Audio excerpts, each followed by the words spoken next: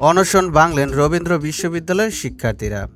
রবীন্দ্র বিশ্ববিদ্যালয়ের স্থায়ী ক্যাম্পাসের উন্নয়ন প্রকল্প প্রস্তাব ডিপিপি জাতীয় অর্থনৈতিক পরিষদের নির্বাহী কমিটির একনেক সভায় অনুমোদনের খবরে আমরণ অনশন ভেঙেছেন শিক্ষার্থীরা।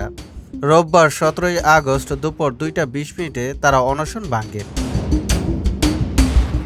এ সময় বিশ্ববিদ্যালয়ের উপাচার্য professor doctor Suman Kranti Barua, treasurer professor doctor Firoz Ahmed, ভারপ্রাপ্ত প্রক্টর নজরুল ইসলাম সহ প্রক্টরিয়াল টিমের সদস্যরা উপস্থিত ছিলেন।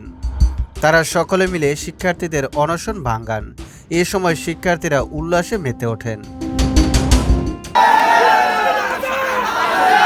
আমাদের দীর্ঘদিন আন্দোলনের পর আমরা আজকে জয়লাভ করেছি। তাদের এটার জন্য আমাদের ভাষা খুঁজে পাচ্ছি না যে আমরা কি বলবো। আমরা আপাতত প্রাথমিকভাবে আমরা বিজয় অর্জন করেছি। এখন আমরা আমাদের মতো আন্দোলন রেখে দিয়েছি। আর আমাদের একটাই প্রত্যাশা এখন যে আমাদের যে প্রকল্পটি এইটা বাংলাদেশ সেনাবাহিনীর হাতে হস্তান্তর করে একটা নির্দিষ্ট সময়ের মধ্যে রবীন্দ্রনাথ ঠাকুরের জমিতেই নির্দিষ্ট সময়ের মধ্যে যেন স্থায়ী ক্যাম্পাস নির্মাণ করা হয়, এটি আমাদের এখন চাওয়া। রবীন্দ্র বিশ্ববিদ্যালয়ের জনসংযোগ কর্মকর্তা মোহাম্মদ শাহ আলী বলেন, বিশেষ সূত্রে সকলেই জানতে পেরেছে রবীন্দ্র বিশ্ববিদ্যালয়ের স্থায়ী ক্যাম্পাস নির্মাণে ডিপিপির অনুমোদন পেয়েছে। এরপর বিশ্ববিদ্যালয় কর্তৃপক্ষ শিক্ষার্থীদের অনশন ভাঙিয়েছেন।